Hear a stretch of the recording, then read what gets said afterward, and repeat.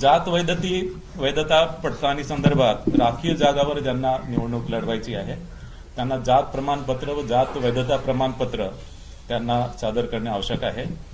मात्र जात वैधता प्रमाणपत्रासाठी सादर केलेल्या अर्जाची सत्यप्रत किंवा अन्य कोणताही पुरावा त्यांनी दिला तरी तो एक्सेप्ट केला जाईल। मात्र 6 महिन्याच्या आत जात वैधता प्रमाणपत्र सादर करण्याचे असे हमीपत्र उमेदवारांना द्यावे लागेल आणि 6 महिन्याच्या आत जात वैधता प्रमाणपत्र सादर न करू शकलेल्या संबंधित उमेदवारांची निवड ही पूर्वलक्षी प्रभावाने रद्द होईल।